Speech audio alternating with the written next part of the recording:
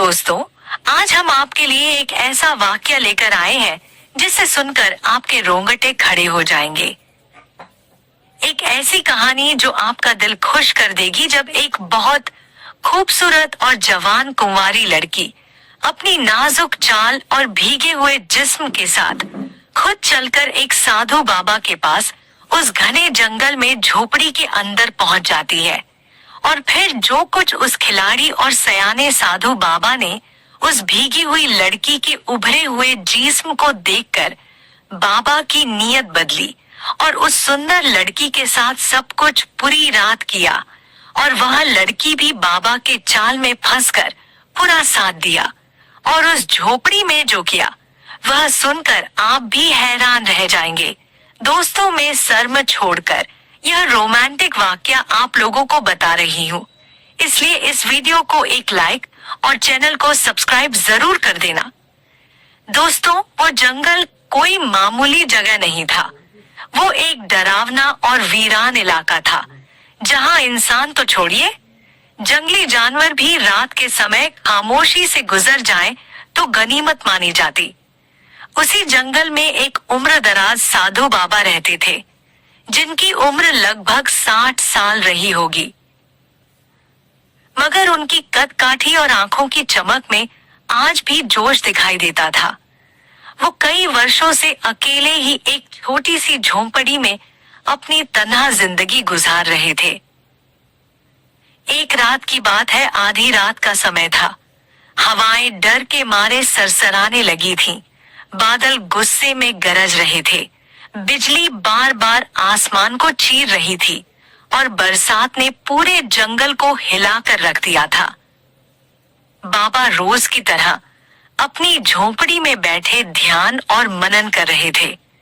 कुछ गुनगुना रहे थे, कुछ सोच रहे थे। अचानक झोंपड़ी के दरवाजे पर दस्तक हुई। एक बार नहीं, बार बार खटखटाने की आवाज आई, जैसे कोई जान बचाकर वहां पहुंचा हो। बाबा चौंके कि इस वीराने में, वो भी आधी रात को, कौन हो सकता है। उन्होंने तुरंत दरवाजा खोला और जो दृश्य सामने था उसे देख बाबा की आंखें भी कुछ पल को स्थिर हो गईं। दरवाजे पर खड़ी थी एक बेहद हसीन नौजवान लड़की। बारिश से उसका पूरा बदन भीग चुका था और उसके जिस्म की हर लकीर साफ नजर आ रही थी। वो बुरी तरह कांप रही थी और उसकी आंखों में ऐसा खौफ था जैसे मौत उसके पीछे लगी हो। बाबा ने कुछ पल के लिए आंखें बंद की, फिर शांत आवाज में पूछा, ए लड़की, तू कौन है और इस वक्त इस जंगल में अकेली क्या कर रही है? बाहर तूफान है, अंधेरा है, बारिश हो रही है, किस भरोसे पर घर से निकली हो? लड़की ने कांपती आवाज में धीमे स्वर में कहा, बाबा, मैं पास के गांव की रहने वाली हूँ। कुछ दरिंदे मेरे पीछे पड़ गए हैं। मेरी जवानी पर उनकी गंदी नजर है। वो मुझे पकड़कर मेरी इज्जत साथ आपका दत से खेलना चाहते हैं। मैं किसी तरह उनसे बचकर भागी और जान बचाने के लिए आपकी झोंपड़ी तक पहुंच गई। यह सुनते ही बाबा की आंखों में सोच की लकीरें खिंच गईं, लेकिन उन्होंने ज्यादा कुछ पूछे बिना झोंपड़ी का दरवाजा थोड़ा और खोला और बोले, डर मत, अंदर आ जा, यहाँ तुझ पर कोई हाथ नहीं डाल सकता। लड़की ने हिम्मत जुटाई और भीतर आ गई। उसके कपड़े पूरी तरह भीगे हुए थे और चेहरा थकावट और खौफ से भरा हुआ था। बाबा ने एक पुराना कपड़ा लाकर उसे ओढ़ने को दिया और कहा, बैठ जा, घबराने की कोई जरूरत नहीं। अब विस्तार से बता, क्या हुआ था और किससे भागकर आई है? लड़की ने कांपते हुए कहना शुरू किया, बाबा, मैं उसी गांव के धोबी की बेटी हूँ। कुछ दिन पहले मेरे माँ बाप इस दुनिया को छोड़कर चले गए। उनके जाने के बाद जैसे गांव के मर्दों की आंखों में मेरी तरफ एक अलग ही तरह की भूख उतर आई। पहले वह धीरे धीरे मुस्कुराते थे, फिर इशारे करने लगे, और अब तो वह खुलकर कहते हैं कि एक बार हमें अपनी जवानी का रस चखा दो, वरना हम खुद थक लेंगे। वह मेरी खूबसूरती को एक शिकार समझने लगे हैं। मैं किसी तरह उन लोगों के चंगुल से निकलकर इस जंगल की तरफ भाग आई थी। साधु बाबा उसकी बातें बड़े ध्यान से सुन रहा था। उसके चेहरे पर कोई खास हैरानी तो नजर नहीं आ रही थी, लेकिन भीतर कुछ गहराई से सोचने लगा था। उसने उस लड़की की आंखों में झांकने की कोशिश की और मन ही मन यह सवाल उठने लगा, क्या वाकई यह लड़की किसी खतरे से जान बचाकर यहाँ आई है, या इसके इरादे कुछ और हैं? जरूर यह कोई गहरा राज मुझसे छुपा रही है। वह जिस अंदाज में मुस्कुरा रही थी और अपने भीगे बालों को सलीके से समेट रही थी, उसमें कोई सादगी नहीं थी। सामने वो रूपवती और जवान लड़की एक बूढ़े साधु बाबा के साथ उसी जर्जर झोपड़ी में बैठी थी। कोने में रखा एक धीमी लौ वाला दीपक उस पूरे माहौल को और भी रहस्यपूर्ण बना रहा था। वो साधु बाबा कई वर्षों से उस सुनसान जंगल में अकेले ही जैसे एक अलग जीवन जी रहा था, लेकिन आज पहली बार उसकी उस सूनी रात में इस तरह की हसीन मौजूदगी ने जैसे सब कुछ बदल दिया था। जब उसकी नजर उस लड़की के भीगे वस्त्रों से झलकते उसके आस्थनों पर पड़ी, तो एक अनजानी सी गर्मी उसके तन मन में दौड़ गई। वर्षों से दबे हुए भाव जैसे धीरे धीरे सतह पर आने लगे। वो अपने मन को समझाने की कोशिश कर रहा था, मगर दिल के किसी कोने में मीठा सा तूफान उठ खड़ा हुआ था। वह खुद को रोकना चाहता था, पर उसके भीतर की हलचल उसे विचलित करने लगी थी। ये सब बातें वो बस अपने दिल में ही महसूस कर रहा था। तभी उस लड़की ने मुलायम आवाज में कहा, बाबा, मुझे बहुत डर लग रहा है। बाहर बहुत अंधेरा है। क्या मैं आज की रात यहीं आपकी इस झोपड़ी में रह सकती हूँ? सुबह होते ही चली जाऊंगी। क्या आप मुझे थोड़ी देर पनाह देंगे? आपके पास? साधु बाबा के भीतर जैसे कोई अधूरी तृष्णा अपना नाम लेने लगी। उसकी आंखों में एक चमक आ गई और होठों पर एक हल्की मुस्कान फैल गई। उसने अपनी भीगी सी मुस्कान को छुपाते हुए कहा, हाँ सुंदरी, इस रात की तूफानी हवा से डरने की कोई जरूरत नहीं है। तू इस झोपड़ी में निश्चिंत होकर रह सकती है। चाहे बाहर जितना भी अंधड़ हो, यह जगह तेरे लिए पूरी तरह सुरक्षित है। बाहर बहुत घना अंधेरा था और बारिश लगातार तेज होती जा रही थी। वह लड़की धीरे से उठी, कोने में गई और लेटते हुए बोली, बाबा, मेरी आंखें बोझिल हो रही हैं। अब मुझे नींद आ रही है। जैसे ही वह लेटी, साधु बाबा के भीतर एक हलचल सी मच गई। सामने लेटी हुई लड़की के उभार देखकर कई वर्षों से सोया हुआ उसका मन आज पहली बार जाग रहा था। उसके दिल की धड़कनें तेज हो गईं और उसकी निगाहें उस सोई हुई लड़की पर जम गईं। उस रात वह साधु बाबा अब कोई तपस्वी नहीं बल्कि एक आम पुरुष बन गया था, जिसके भीतर की तन्हाई उस लड़की की मौजूदगी से तड़प उठी थी। फिर भी वह खुद पर काबू रखने की कोशिश कर रहा था। उस बेचैनी में उसके लिए हर एक पल एक युग की तरह लंबा लग रहा था। वह सोच में पड़ गया कि इस रात को कैसे बिताऊं, क्या करूं? कोई ऐसा रास्ता निकल आए जिससे इस सन्नाटे और बेचैनी से राहत मिल सके। साधु बाबा भी झोपड़ी के एक कोने में लेट गया, आंखें मूंद ली और नींद लाने की कोशिश करने लगा, लेकिन नींद जैसे उससे कोसों दूर जा चुकी थी। वह लगातार करवटें बदलता रहा, दिल को समझाने की कोशिश करता रहा, मगर दिल की धड़कनों की रफ्तार बढ़ती ही जा रही थी। उसके अंदर सालों से दबे एहसास अब उबाल मारने लगे थे। तभी उस गहरे सन्नाटे को लड़की की धीमी सिसकी ने तोड़ दिया। बाबा फौरन उठ बैठा। देखा वही लड़की धीरे धीरे रो रही थी। उसकी आंखों से आंसू बह रहे थे और उसका चेहरा किसी गहरे दर्द में डूबा हुआ लग रहा था। बाबा उसके पास जाकर बैठ गया और धीरे से पूछा, क्या हुआ बेटी? क्यों रो रही हो तुम? लड़की ने रुआसी आवाज में जवाब दिया, बाबा, जो कुछ मेरे साथ बीत चुका है उसे मैं किसी को भी नहीं बता सकती। यह सुनकर साधु बाबा हैरान रह गया। उसने चौंकते हुए पूछा, ऐसी क्या बात है बेटी जो किसी को नहीं बताई जा सकती? अगर तेरा मन कहे तो मुझसे कह दे, शायद मैं कुछ समझ सकूं। लड़की बाबा की आंखों में देखते हुए बोली, बाबा, मैं वैसी नहीं हूं जैसी तुम्हें लग रही हूं। मैं कोई सीधी सादी लड़की नहीं, बल्कि एक बहुत ही गिरी हुई और बदचलन लड़की हूं। साधु बाबा को जैसे भीतर से एक झटका सा लगा। वह लड़की अब कुछ ऐसा बताने वाली थी जिसे सुनकर किसी के भी रोंगटे खड़े हो सकते थे। उसने बाबा की आंखों में सीधे झांकते हुए कहा, मैं कोई आम लड़की नहीं हूं बाबा, मैं एक भटकती हुई आत्मा हूं। यह सुनते ही बाबा की जैसे जमीन खिसक गई। उसका मुंह सूख गया और वह कांपते हुए बोला, क्या क्या सच में तू आत्मा है? मैं कैसे यकीन करूं तेरी बात का? मुझे भरोसा नहीं हो रहा। लड़की बोली, बाबा, मुझे मालूम था कि तुम यही कहोगे, इसलिए मैं तुम्हें अपनी पिछली जिंदगी की सच्चाई सुनाने जा रही हूँ। फिर लड़की बताने लगी, कुछ साल पहले की बात है बाबा। हमारे गांव में एक धोबी हुआ करता था मेरा बाप। गांव में एक तालाब के पास एक बहुत पुराना बरगद का पेड़ था।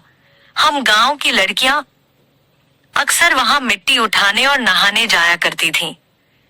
एक दिन मैंने उस पेड़ पर एक अजीब लेकिन बेहद आकर्षक नौजवान को देखा।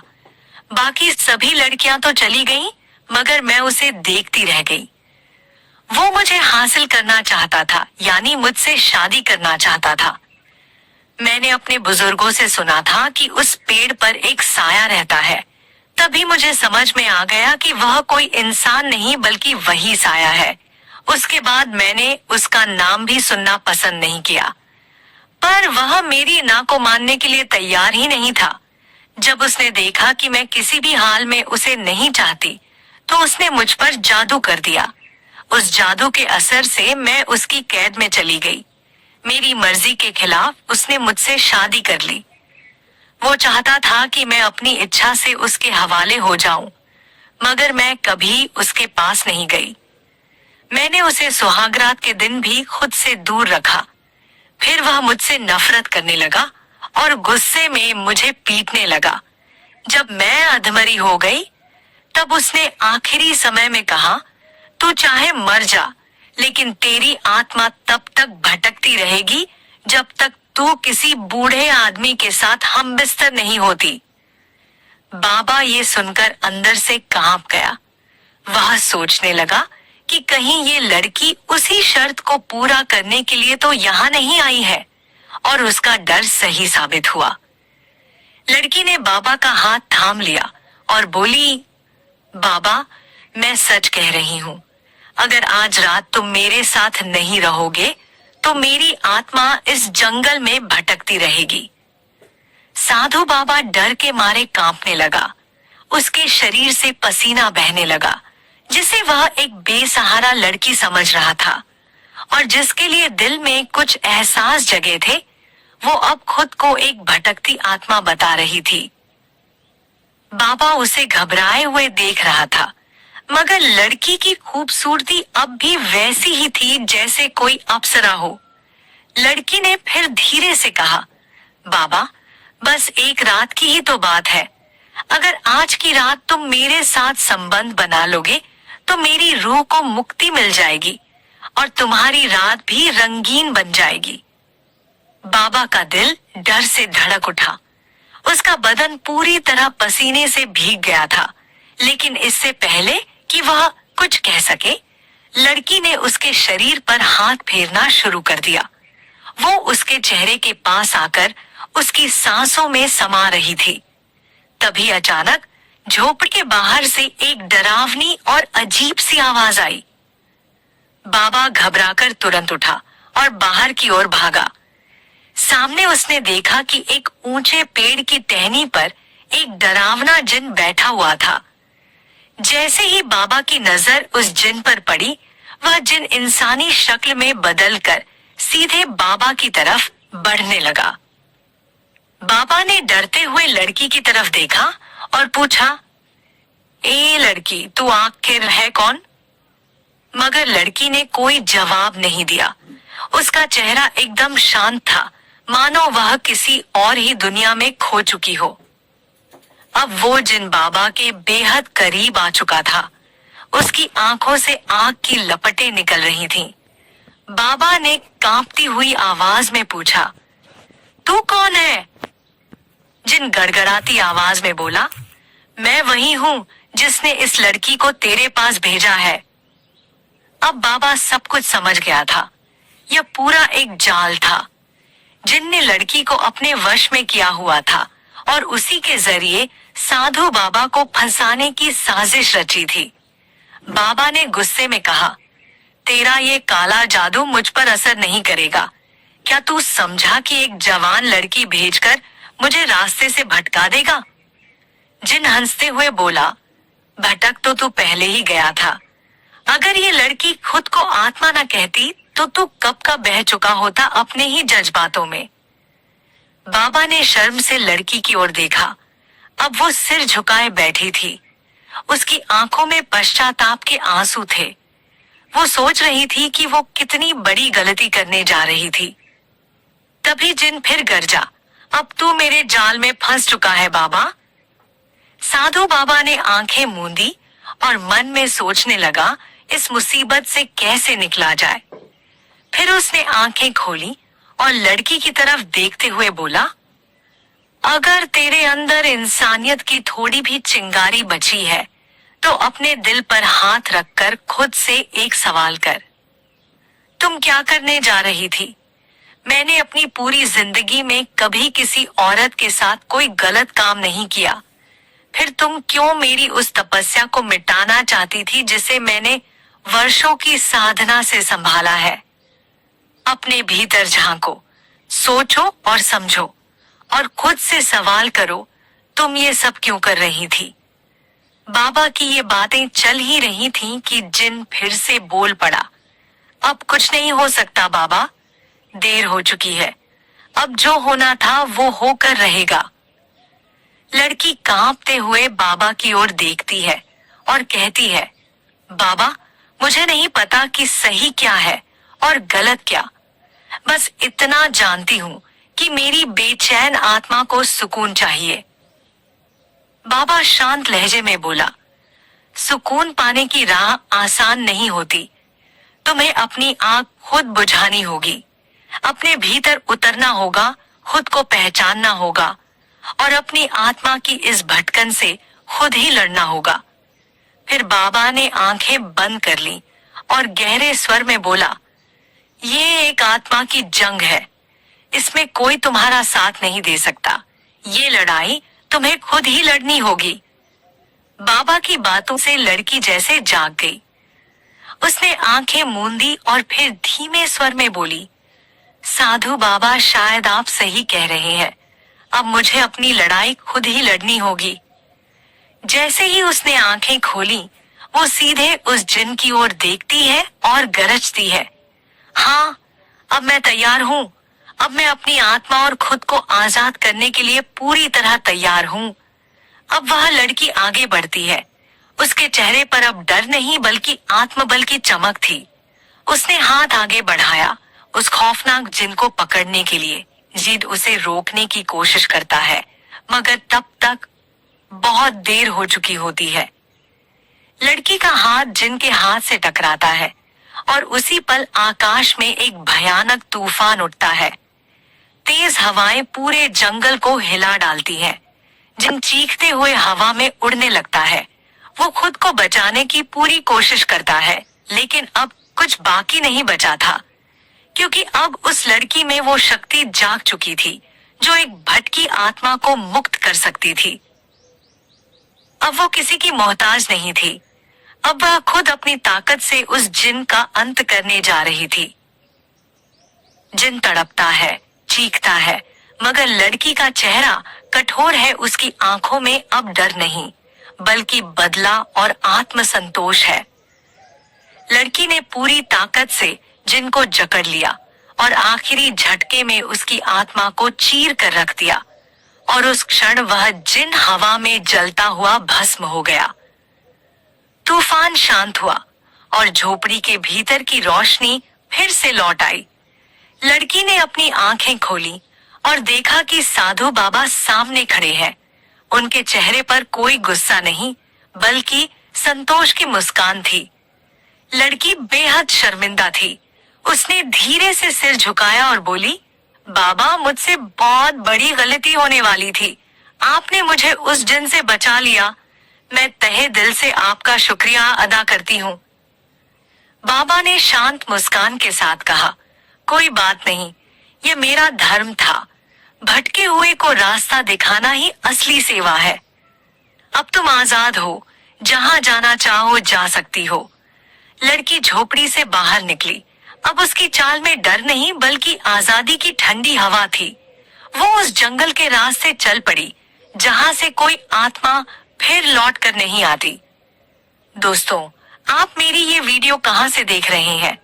Delhi, Mumbai, UP, Kolkata, Chennai, Dubai, London, Australia या फिर अमेरिका से? कृपया अपना नाम और शहर कमेंट बॉक्स में जरूर लिखें, क्योंकि आपका नाम और पता मेरे लिए बेहद खास और प्रिय है। सच कहूं तो जब आप लोग अपना नाम और लोकेशन लिखते हैं तो मुझे भीतर से एक खास आत्मीयता का अनुभव होता है जो इस सेवा को सार्थक बनाता है। और हाँ, चैनल को सब्सक्राइब करना मत भूलिए, क्योंकि आगे और भी रोमांचक, प्रेरणादायक, रहस्यमयी और दिल को छू लेने वाली सच्ची कहानियां आने वाली हैं। और फिर मिलते हैं अगले वीडियो में एक और नई कहानी के साथ। तब तक के लिए आप सभी को दिल से धन्यवाद।